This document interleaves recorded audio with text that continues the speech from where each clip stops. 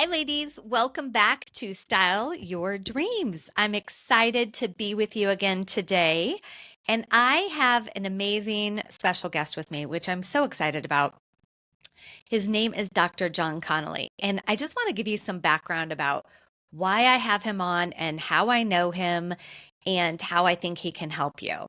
So, I first found out about Dr. Jon on social media. I don't even know how long I've known you, maybe a year and a half ago.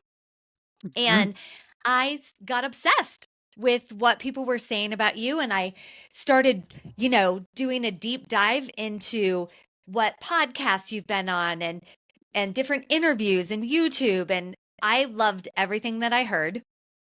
And I was blown away by how transformational your work is. And I've been in the work of, in some regard, of transformation for 30 years, but there was something different about you. And so I reached out, and I think I had probably 4 or 5 sessions with you, and my daughters had a session with you, and they were life changing.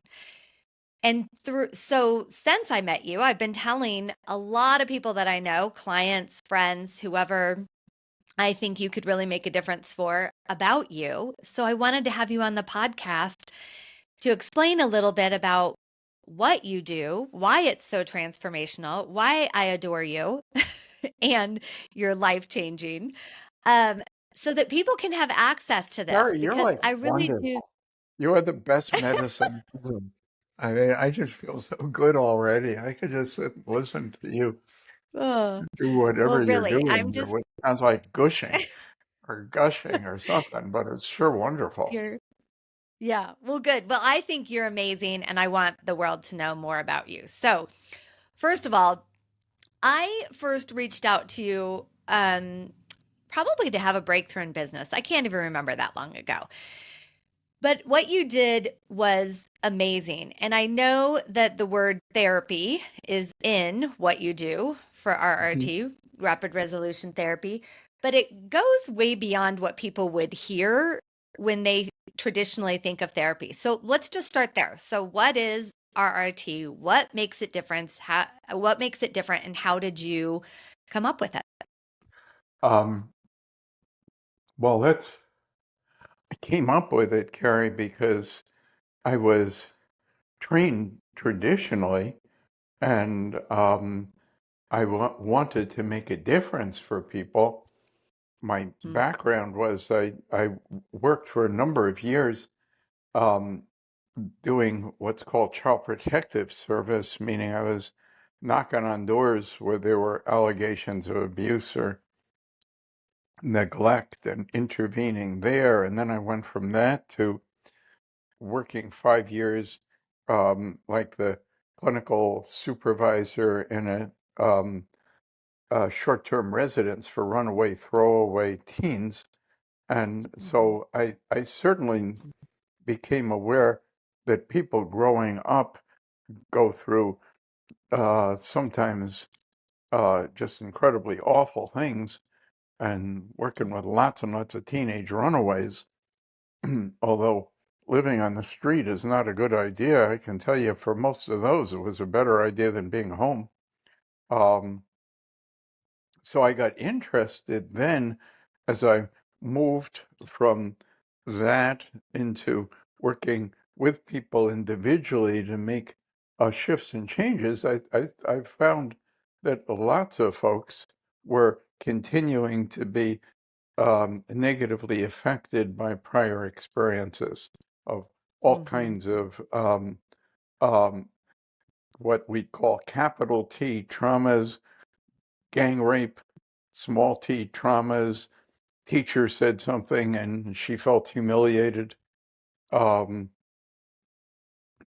and the way I had learned in school to deal with these things made no sense. I went to some postdoc training, which made even less sense.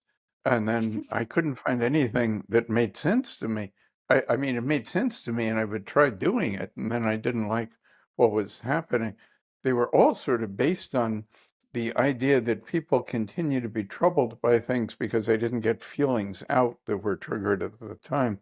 So they seem to be all interested in causing people to be experiencing the place they go to see their therapist as some kind of safe place where they can re-experience the worst times of their lives and finally feel it, uh, to heal it and express it and supposedly let go of it.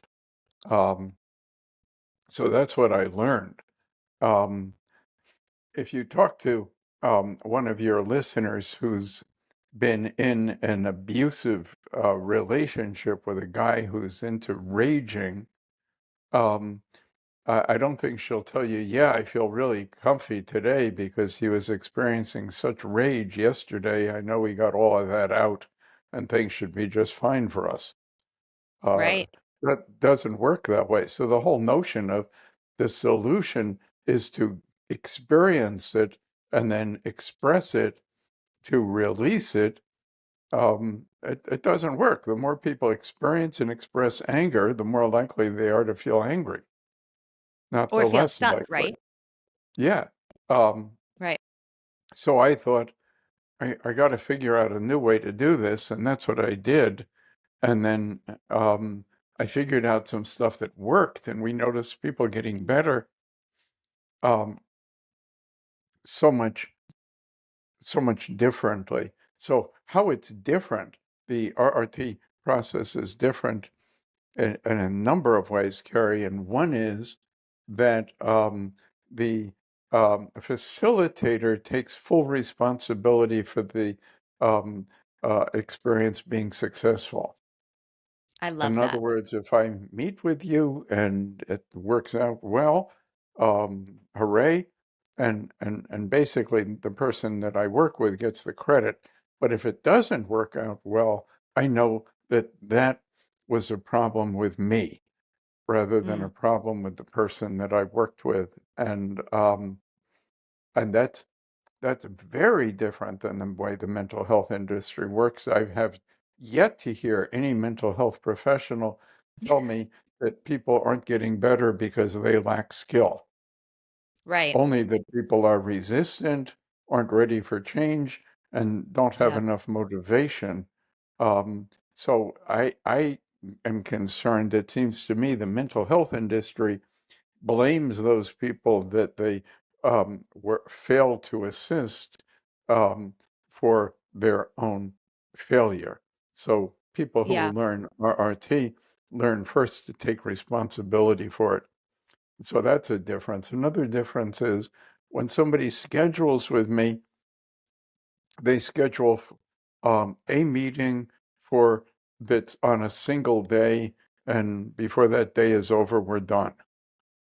Yeah. That's significantly different than seeing somebody Wednesdays at 3 for the rest of your life.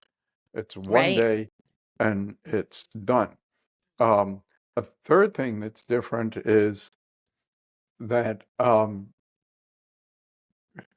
I understand that people are feeling, thinking, acting, reacting based on things that that's coming from their mind. It's the way that the mind outside of awareness, unconscious mind, has been processing information.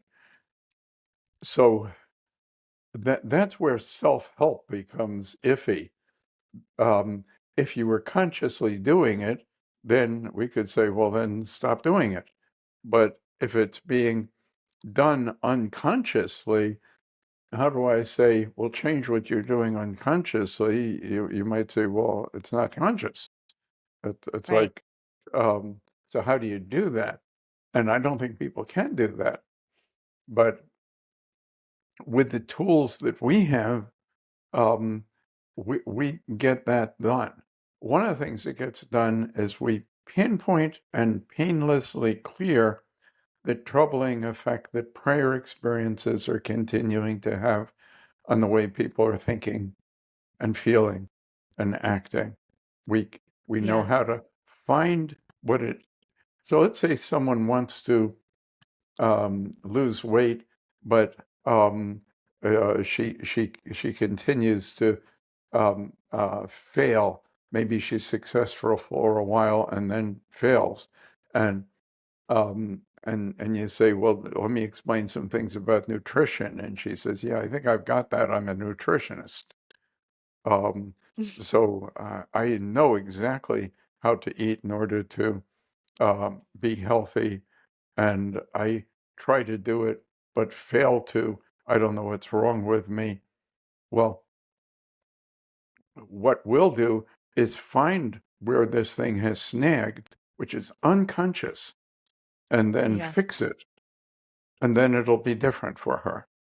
We can't say Mm. to her, fix it yourself. No. She doesn't even know what it is. But from here, I can figure out what it is. It's kind of like just turning a couple of dials, and that works differently then. I met with a young lady just a little while back.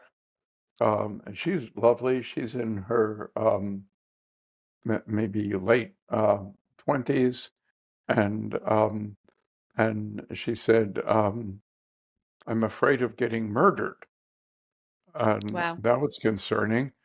I thought maybe there was some life event we should be concerned about that just happened. So I Right. said, "How long have you been afraid of being murdered?" And she said, "I think since I was about 4."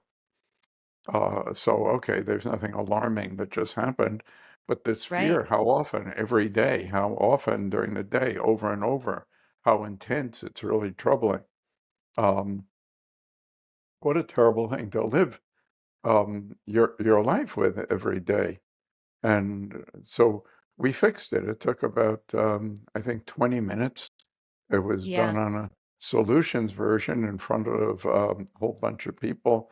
She just sent in a testimonial talking about how life has become so different now that it just no longer occurs to her as a fear. So those are the kind of things we're getting done for people.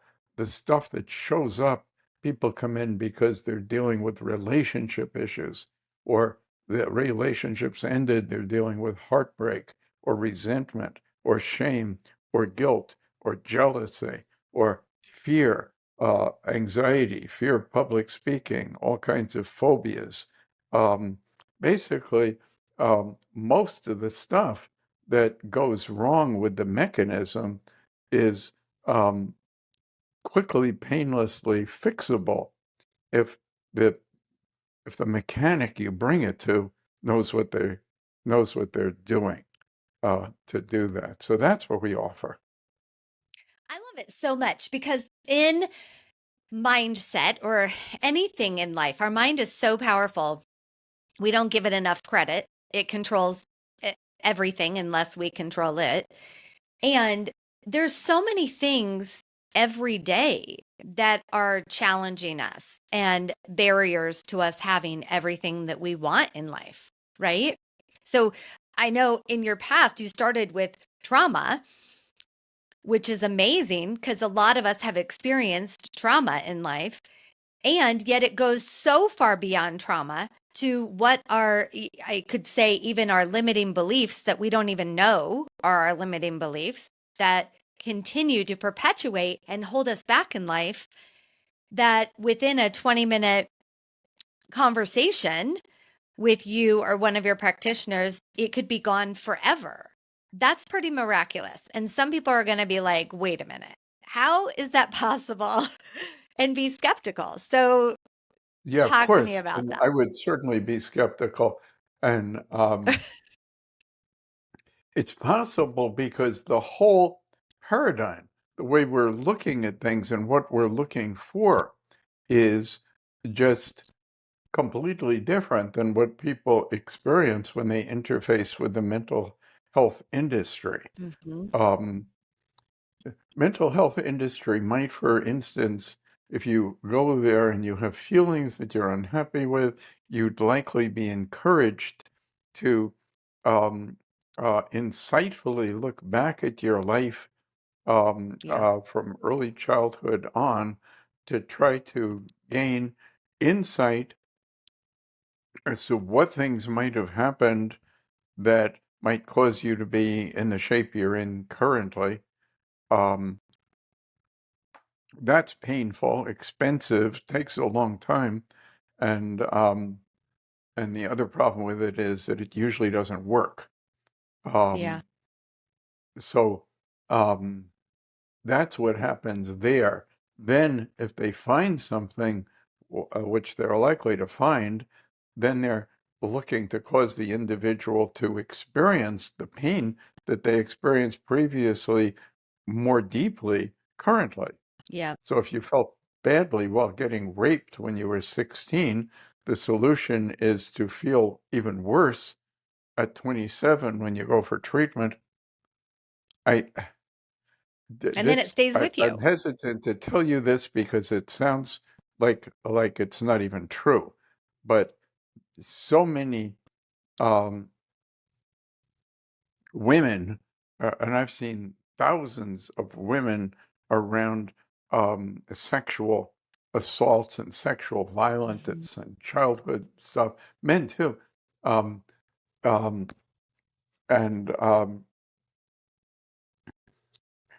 and and and these people would often say, yes, this rape was certainly the one of the worst things that ever happened to me. Yeah. And then I'll hear somebody say, but it wasn't as bad as going to therapy for it. Wow. And the first time I heard that, That's I huge. just like, what? I must have Yeah. misheard that. You're telling me that being raped was really bad, but going to treatment for being raped was worse than being raped. And she says, Mm. well, not minute for minute. In Yeah. other words, the rape was 12 minutes. Mhm. Those, well, being in therapy for 12 minutes was not worse than being raped for 12 minutes. Right. But I wasn't in therapy for 12 minutes. I was in therapy for Right. 12 years trying to deal with what happened during 12 minutes. And when you add all those minutes up, it was Yeah. absolutely worse than the Absolutely, because event. the 12 minutes of experiencing the trauma of getting raped, you're not even in your mind, I Yeah, would imagine. sometimes not. You can leave your mind. You can go away to deal with Yeah, some however you people would have deal with that it. ability, and then mental health industry is trying to say, well, there you disassociated. Now let's get you back associated into it. When actually Yeah. disassociating was a damn good idea, Healthy, and right? healthy, and so that doesn't have to be redone. Here's the Yeah. solution. Mind is reading things as taking place that it that mind experiences as needing something done about them. Mhm. Now, because of the way our mind was constructed and is rather dysfunctional, most of the stuff our unconscious mind thinks we should do something about is stuff that isn't in existence.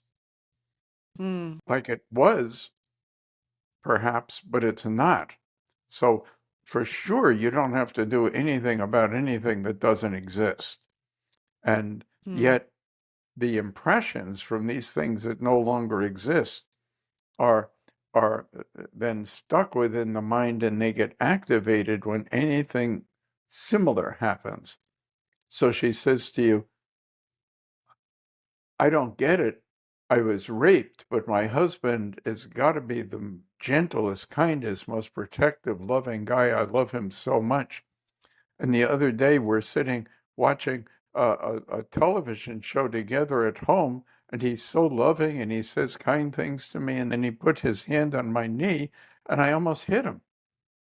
Mm. And that's my husband, and I love him so much. And I felt this immediate rage as he touched my leg. I want him to touch my leg. I don't want him. Yeah. He didn't rape me, No. and he has nothing in common with who raped me. Well, is he a man? Was that person a man? Um, were they both humans? Uh, there is enough in common that it triggered you. Yeah. Maybe not enough that you think it ought to have triggered you, but there was certainly enough that it triggered you.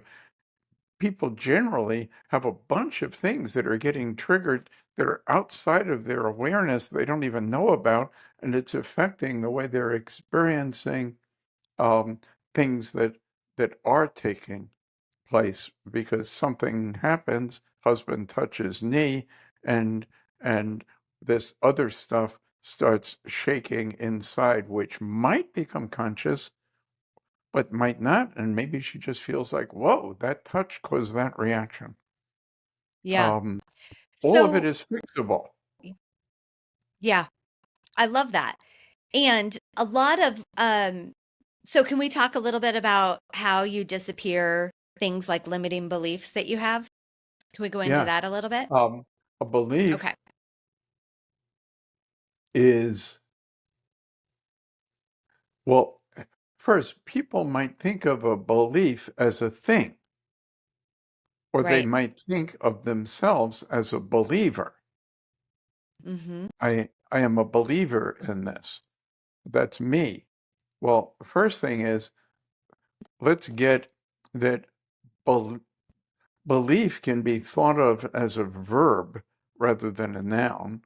Uh, Like something you do. believe, Mm-hmm. believe. Okay.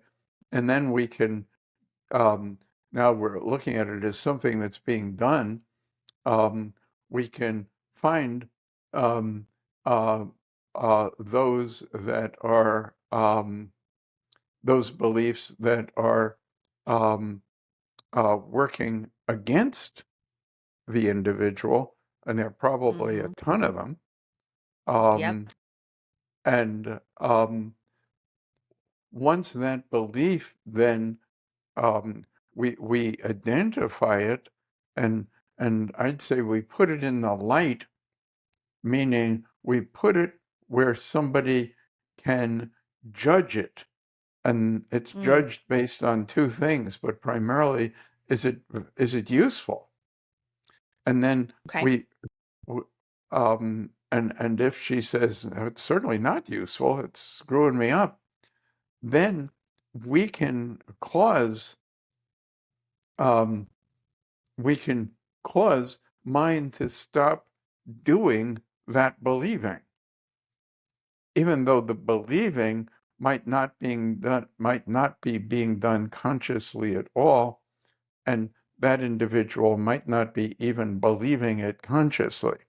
So maybe Right. there's, she tells you she'd like to lose weight, and she starts to lose weight, and then somebody compliments her, and she goes out and eats a whole cake, and Right. then says, what's wrong here?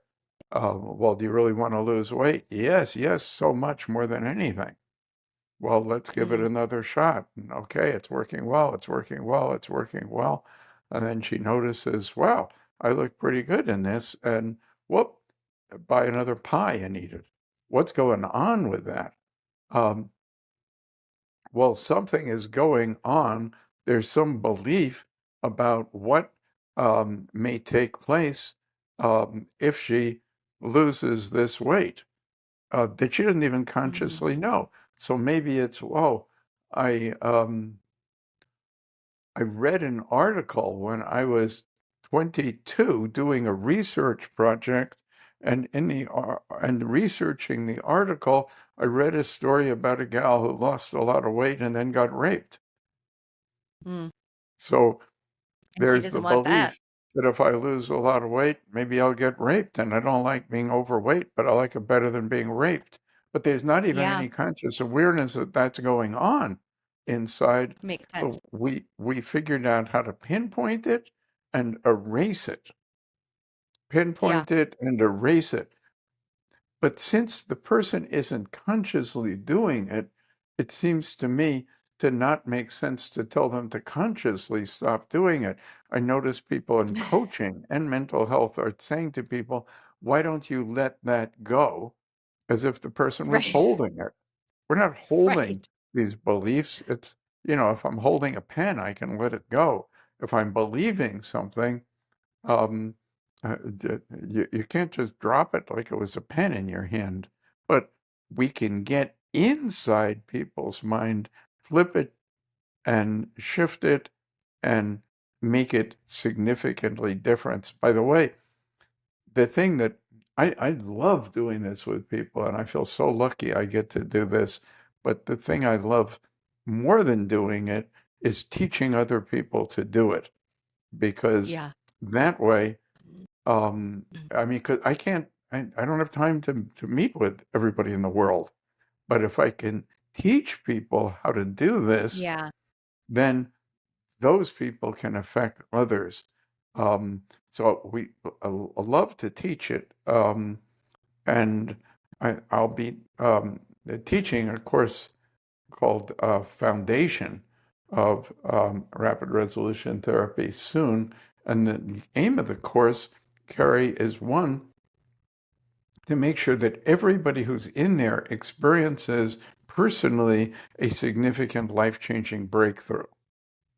Yeah. Secondly, to equip these people as to how they can be um, really wonderful for others who they care about when the people they care about are going through terrible times.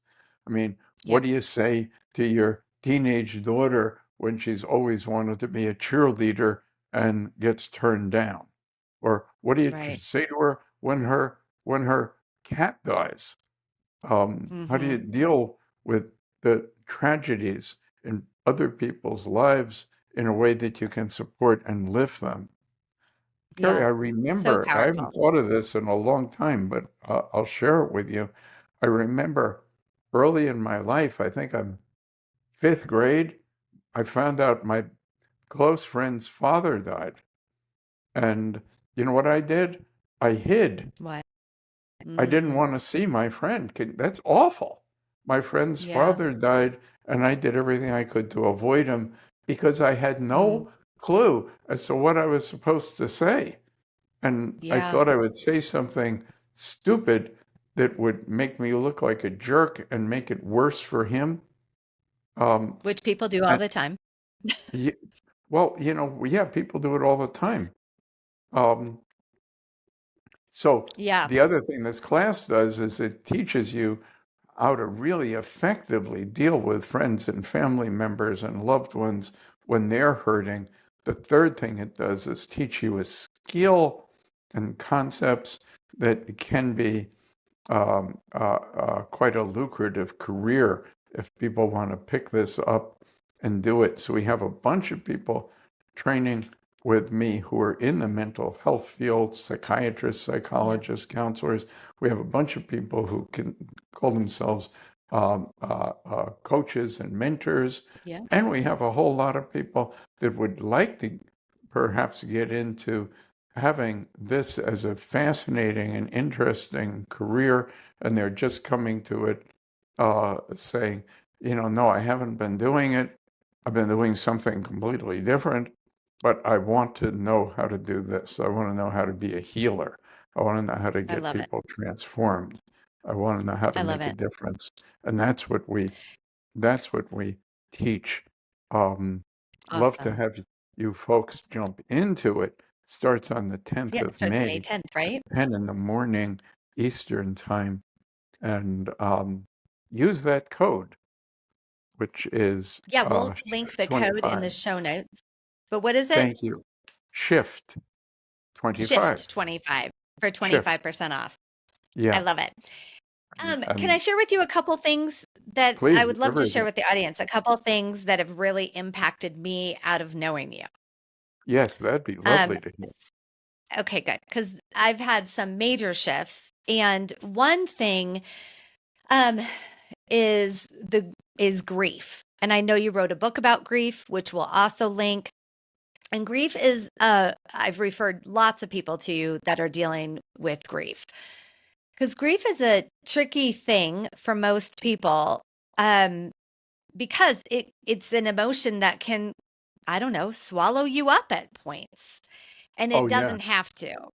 And So that's one of the big issues I worked with you on was my mom had passed and my mom was my best friend and I talked to her every day and it had probably been a year and a half since she died when I met you. Oh, I'm still tearing up about it. But I was really struggling. I was crying every day, deep, deep despair. Didn't know like how to operate in life anymore. And I met with you about it. And probably 30 minutes in or 40 minutes in, I don't know quite what you did to me except for zebras and lions and lots of strange things. And at the end of our session, I had such profound love for my mom and the profound grief disappeared. And so, just to fast forward, that's probably been, gosh, a year since I worked with you on this. And I have days where I miss my mom, but then I just talk to her. And there are times when I cry because I miss my mom and I just talk to her. And there's no more profound grief in my life. Like I feel free of that I don't know, being swallowed up by that emotion. And so I'm so grateful for that because I think that's one thing we have really messed up in life is how grief has to look for us and it has to look a particular way. And if you really loved someone, then you're grieving deeply. And that's just not the case. And so, why I tell so many people about you for grief in particular is because of the freedom that it gave me, that it doesn't have to go that way. And so, when I see people suffering about their loved one passing, suffering so much that they can't experience the memories of joy and of love, I think it's so profound that in a very short conversation that it's you're able to let go of that and um, enjoy life again. And that doesn't mean forget about the person. That doesn't mean move on. It just means you have a freedom and a newfound love for the person. So Freedom, that's one newfound thing. love, and a deeper connection, continuing Yeah. to experience the ongoing love. Um, so Yeah. the Cause way, my mom wasn't able to be present for me because I was in such deep suffering. And now absolutely. she's present every day. Like every day I talk to her and tell her like thanks for being here and I see more signs that she's with me and life just has so much more freedom. So, Keri, you probably know that there's a whole grief industry. Um, Yeah.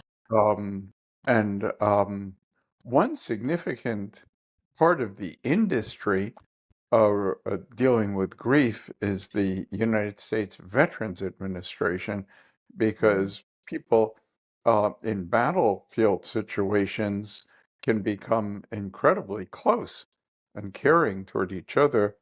And so, if people in a situation like that um, to see their close ally there killed in front of them, and they go home, and he never does. Um, yeah.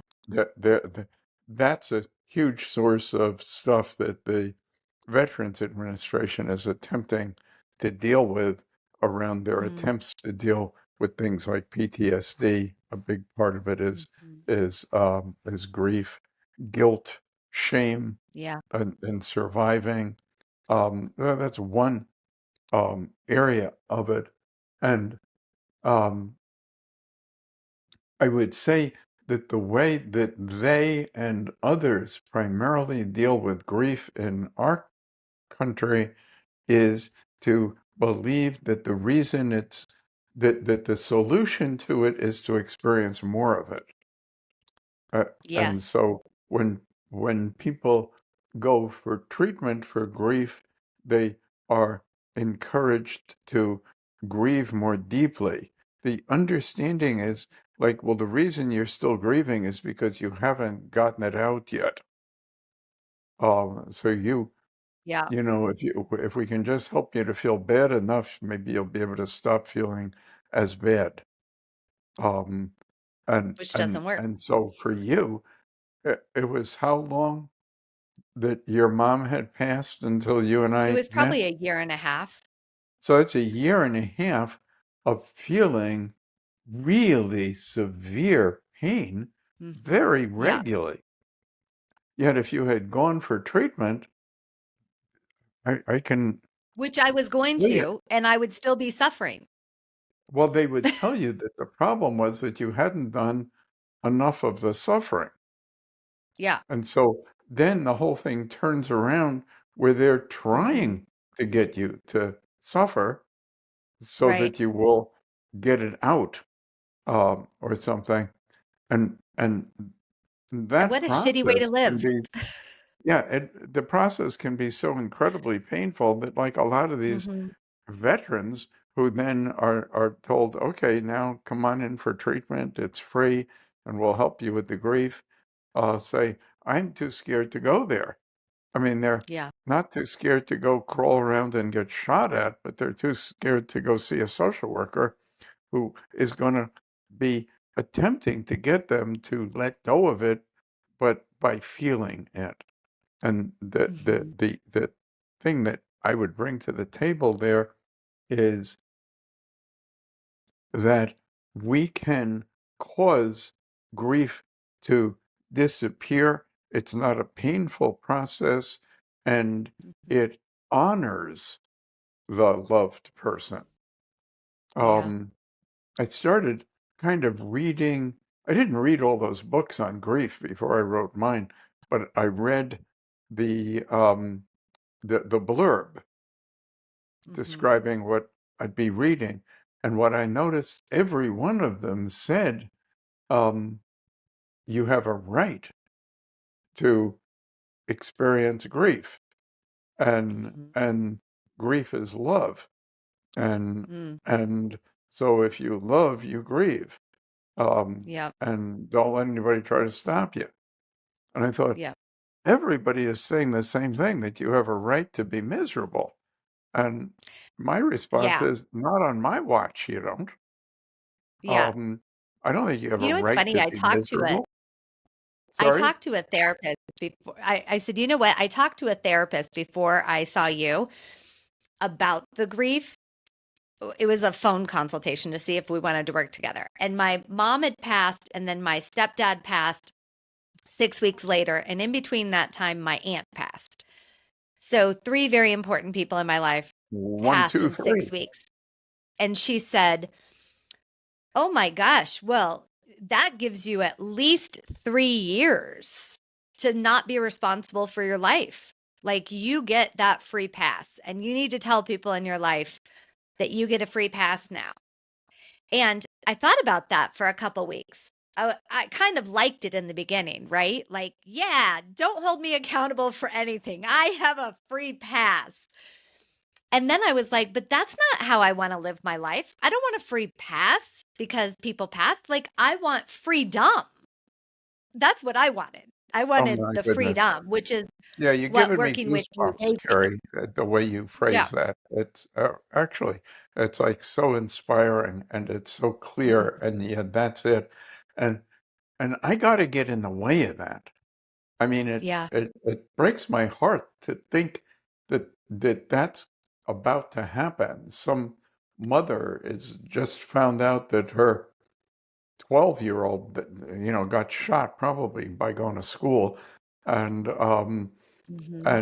now she's going to be sent for grief counseling, where they're going to tell her, now what you got to do is feel miserable for a long time because you're a loving Right. person, and Right. so you no longer have to take care of yourself, um, Yep. or your business or your life or your other children or your husband, Right. or it's like, what? Like your life is over. Yeah. Yeah, yeah. which And is insane. and people say to people whose child passed frequently, that's an unendurable pain, and of course it Mhm. will never end. Mhm.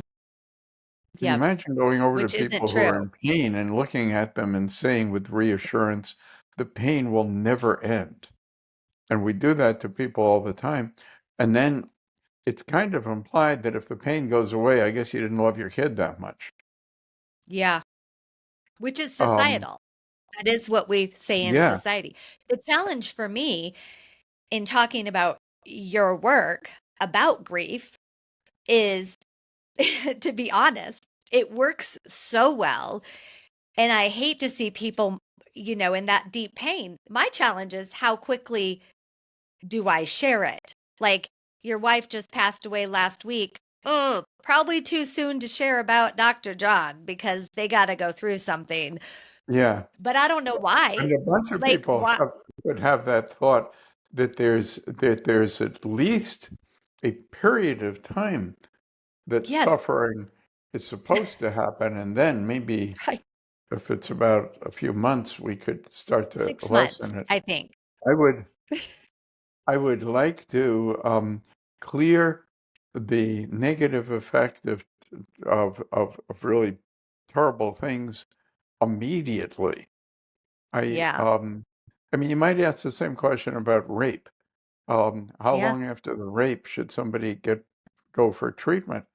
I had Immediately. an amazing experience, Keri. I had a gal who trained with me who set up a program based on what she had learned to help people who had been raped in her area, and even created a program with the hospital where these people would come in a separate entrance and be treated with real dignity and kindness. It was phenomenal what she did.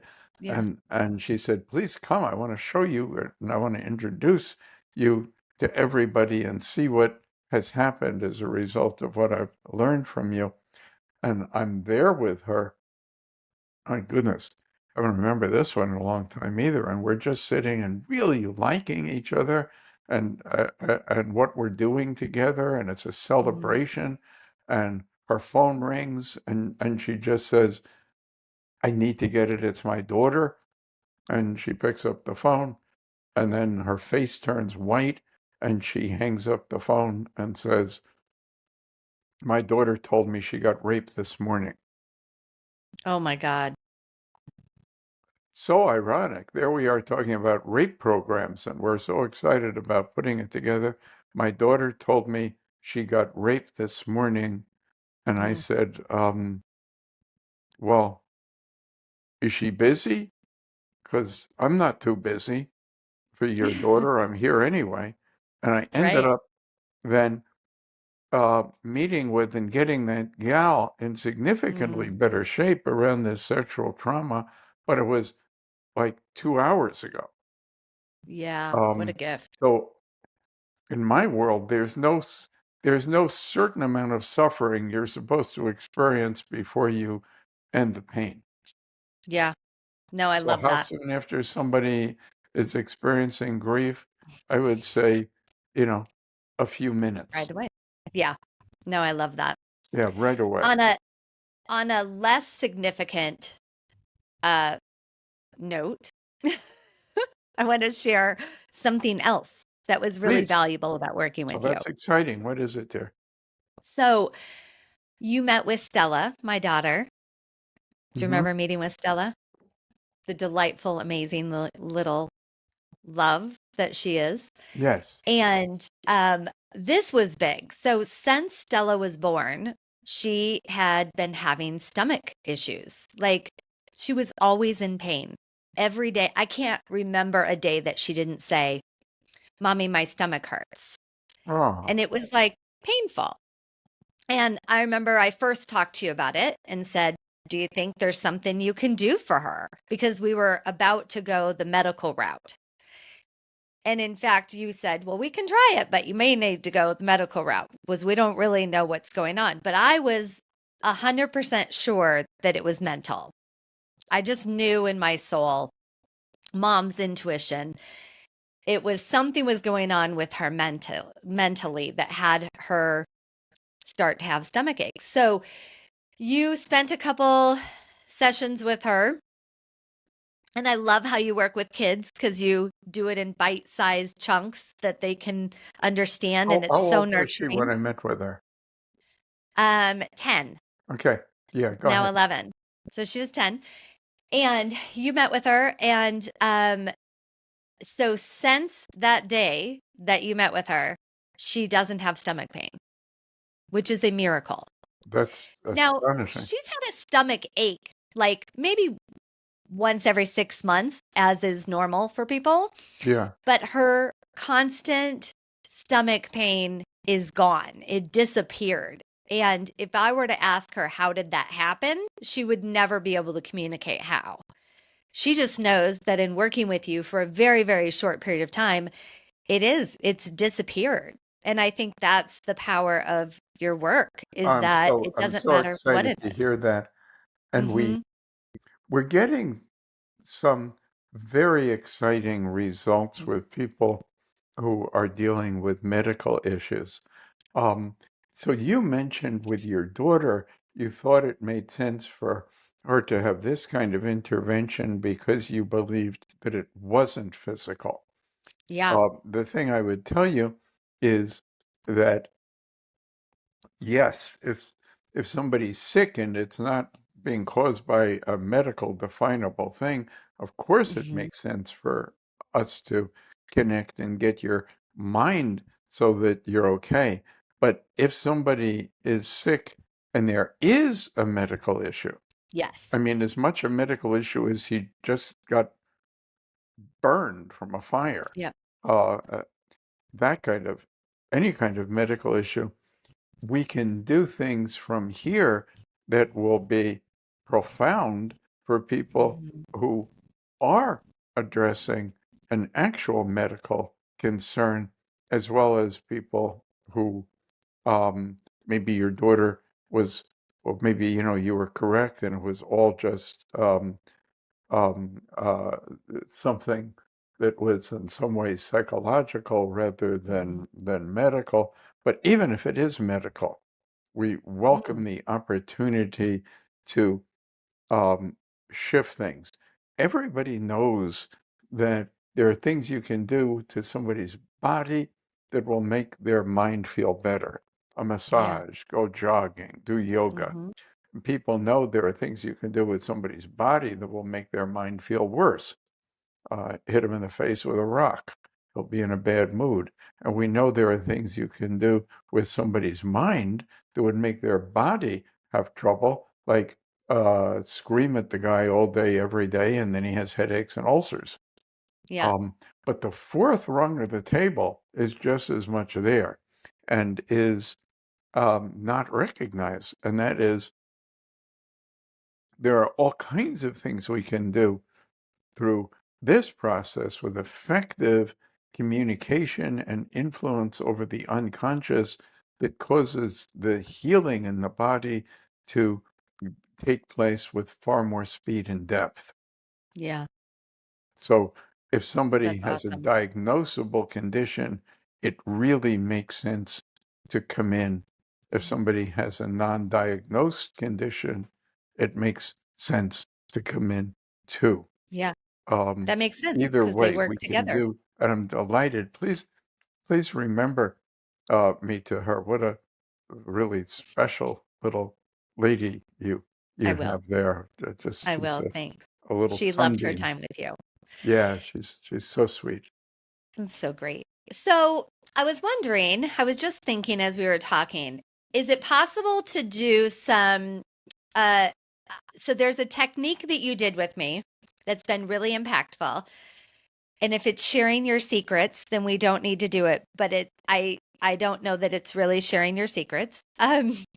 But I think that the I don't know what you call it. I call it like the release technique that you taught me about the bow and arrow. Hmm. Is it possible to do that to give people just a little Oh, sure, nugget? Sure, it's just a Okay, little thing you great. can do right away from Because I think it makes wherever. such a big impact. And the thing I would tell you, Carrie, is goodness, I'm really trying to have a larger microphone rather than do better at keeping things secret. I I want to get Great, this out. I want to get people better. great. I want to get people past suffering. That's why we do. I should mention that 6 times a month I do workshops that are 2 to 3 hours that everyone is invited to come to, and it's free. You can come as much as you want, and people Mhm. have addressed all kinds of very significant issues for themselves in that framework, and and they pay nothing and they get better. So I love the it. person I told you about with the fear of getting murdered, Mhm. that happened there. I met her Great. online in a room full of people. She raised her hand, told me about it, and 20 minutes later, that was gone. So here's the process that you asked about. I would ask your listeners to, well, let me think a bit about the difference between what we're doing here with intention and what happens when people are intending around what they call manifestation. Okay. So, with manifestation, the intention is to affect the world directly. Yes. I want to cause these opportunities to come my way, Yes. perhaps with what and that's fine. I have close friends that are really good at doing that and teaching it. Um, Mhm. but it's not what I'm doing. What I'm Yes. saying is, um, if we were looking to improve your life, what would we shift about the way that you automatically think, feel, act, react, interact, do things? What would shift within what you're doing that would be at least on the way to where you're heading? So, let's say somebody was feeling isolated and lonely. Um, well, what would be on the way to that shifting is just engaging in unnecessary conversations with people you don't know. Which, how do you do that? Well, you just, when you see this gal in the grocery store, you look at her and find something to compliment. Mhm. Um, wow, I really like this, and engage, and then engage with her again the next time you see her and keep expanding. So how do you do that? So the first thing that would be done here around the process you're mentioning is to have something in mind. The easiest way for me to show this is probably to just do it with you. So Let's do it. if there's so if today we can make a difference, shift, change, or improve something in the way you think, feel, act, react, interact, then what should we get done for you personally, my friend Keri? Okay, for me, um, that let's see. I just um switched gears with my company and I now have a new company and um I have this thought that it's hard to start over. Hmm. Like it's really Um, difficult to start over. Like I've achieved the level of success and now I'm shifting. So now I've got to start over and work really, really hard. yes. So if do you ever clean up around your own house? Uh-huh. You ever clean up your kitchen? Yep. You ever clean up your bathroom? Yes. I So if pick you up, I don't finish, clean. well, right, but pick up, Okay. organize, that kind of cleaning. Yeah. Yes. You do that in the kitchen I do every day. and maybe the bathroom. Yep. So let's say you just finished the kitchen, and next you're going to do the bathroom. Okay. So you walk into the bathroom and then you say, "Oh man, now I got to start over," Uh-huh. right? Yeah. No, that's not right, is it? You just No, say, I would never say I that. got, I'm done with the kitchen. Now I have some time to get the bathroom straightened up Yeah. and organized. So you have been successful in a career which is so wonderful.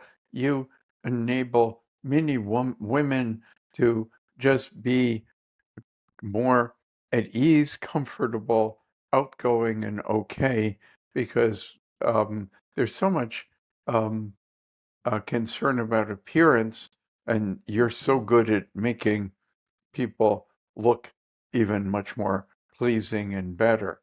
So there you've done that. Now you're going to do something else. You're not starting the first thing over. You're just Mm. doing something else. You finished the kitchen. Now go do the bathroom. Um, um, and so the whole notion of starting over doesn't have to any longer get in your way. But what I'm seeing for you is that as you're moving forward in this new endeavor, that you experience clear, which means that you um, automatically see opportunities and seize opportunities, and they just show up. And so your mind is showing you, hey, you can do this, you can do that, you can get that done, you can do that, you can do that. And you see it, and it's clear, and then you find yourself doing it, and then you're satisfied. That's what I'm looking toward for you. Sound okay?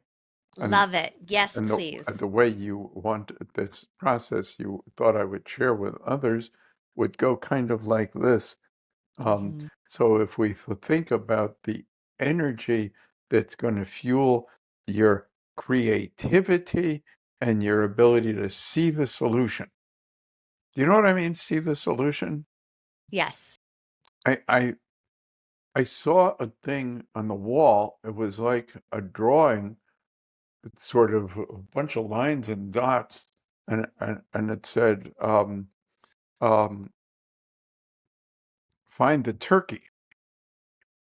And so I'm looking at this thing. There's no freaking turkey, but I mean, it's got my interest, so I keep looking at it. And then I started getting a little paranoid. I said, there's got to be some kind of hidden camera. And the way this thing is going to work is they're going to jump out and say, yeah, look at you looking at a bunch of dots looking for a turkey. You know where the turkey is? It's you. So I'm like waiting for that. But I don't want to really leave it, but I don't want to stay there much longer. I don't know what I'm going to do. And I'm looking at this frickin' thing, and all of a sudden there's a turkey. I mean, it turned into a turkey. Wow. You've seen things like that. It's like a bunch of Yeah. stuff, and you look at it, and whoop, there's the turkey. So I said, that is so cool. I want to do that again. So I looked away and I looked back, to see the line so I could turn them into a turkey, but it was a turkey.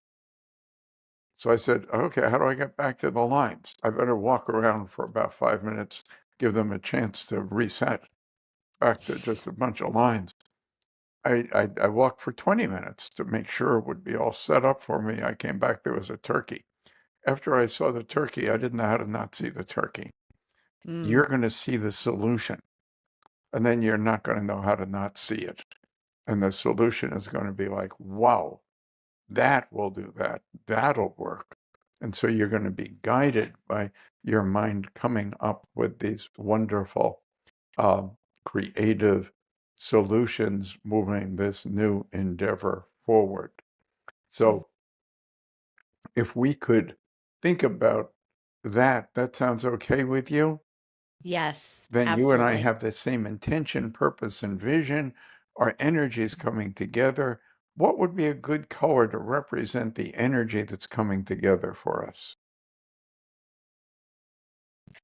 Like a cobalt blue. So, um, the fear, the misgivings, the false thoughts about, oh, now I got to start all Mhm. over. We want to get rid of that. It was incorrect and useless. So the way Mhm. you'll get rid of it in a moment is you'll just take a big breath. When you exhale, you'll exhale slow. You'll slowly close your eyes at the same time. And as you're breathing out, just see yourself breathing out something that's either dark or gray. And that Okay. will be the fear that's been in the way. So here we go. Big breath goes in and eyes closed and blow out the dark. Shh. Completely. Every ounce of air, blow it out. You got it, then open your eyes. Perfect. The next time you do that, you're going to do the same thing. But after the air is completely gone, you just shift to cobalt blue and inhale that beautiful color along with the words clear and free. Clear, Okay. free, cobalt blue is what you're going to inhale. Dark or gray is what you will exhale. Do it now. Eyes closed and blow it out. Blow it all out, every bit of it out. Then shift. Beautiful cobalt blue, clear and free all the way in, filling your lungs, and then eyes pop open. So that's it.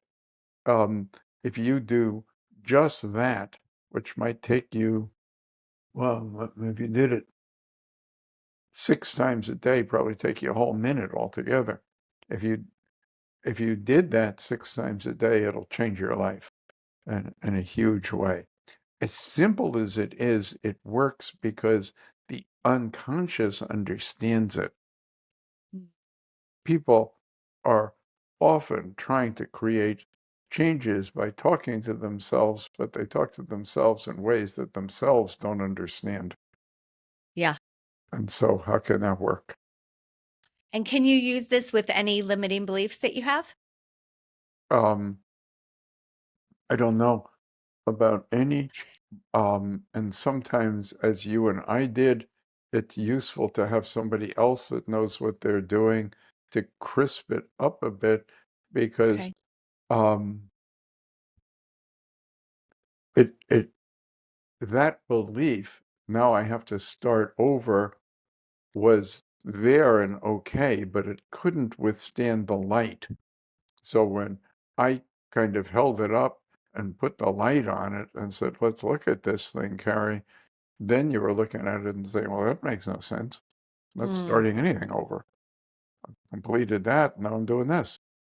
Um, and that shifted it. So sometimes it's good Mhm. to have somebody provide some clarity on how you're going to shift that. But yes, you can aim that at many different things. Um, and again, if people showed up in the solutions meetings, you get to just learn a whole lot about how to do this and without ever having to raise your hand. Most of the letters we get talking about how much better people feel are from people that I never even spoke to. They're just Yeah. sitting in the audience I watching. love that. And what I can see from working with you, and I did a course with you a while ago, what I can see is that your course can really help someone in any profession. So you don't have to be a therapist. You don't even have to be a coach. I could see it would work with a financial advisor and really getting deep with their client, or Yeah, the an attorneys and accountant, or someone who, physicians and yeah, like and anyone who cares about people and yeah, wants to make a difference with people. that's who it's Um, for. this course could make a huge difference for. And I just Yeah, want to thank point to you. that because I don't want people to think, oh, well, I'm not a No, therapist or a coach. So, you don't have to be or any of those families, things. or Um, with your, like you said earlier, like with your kids, being more present and being a great parent, which everyone who's a parent has that commitment. yeah, I'm So so I love that. excited. I just keep realizing that your little girl has remained in good shape. I'm so I happy know. to hear I'm about so that. grateful. She made I such an really, impression on me. mm, A sweetheart.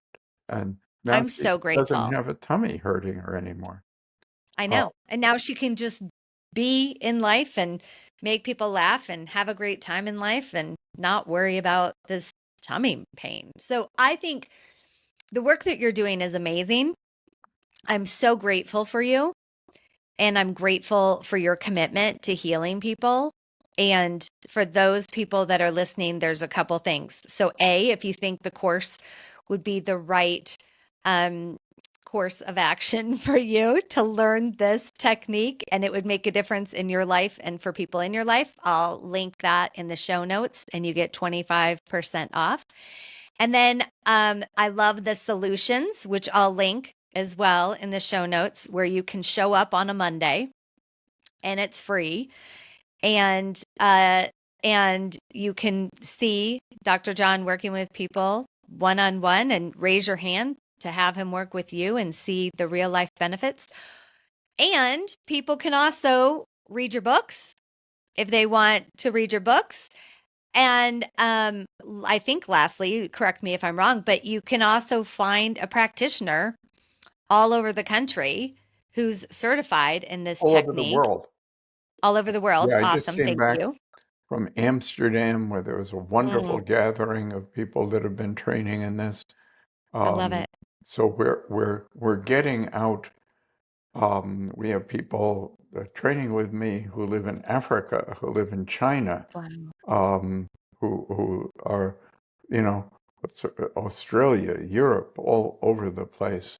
Um, People are looking to have lives that work and that feel good, and they're Yeah. looking for how can I get there? And people have been willing to do some really difficult, painful, expensive things in order to improve things, Yeah. like be in therapy for a long time. But Right. I like to get it quick and easy for people, painless Yeah. and fun, and we can I do love that. that. Thank you, Keri, for your And amazing mm, friendship and being such a star out there. Um, I adore you. Thank you. Quickly, You're before you go, amazing. your new business, what are you going to do? I'm doing coaching and mindset. So I've been doing this for 30 years Yeah, and I've been doing it in the umbrella of dressing people. yes. I've always incorporated your mindset and coaching. And now I'm just doing it without dressing. So I still Are you have my still dressing business. dressing some people?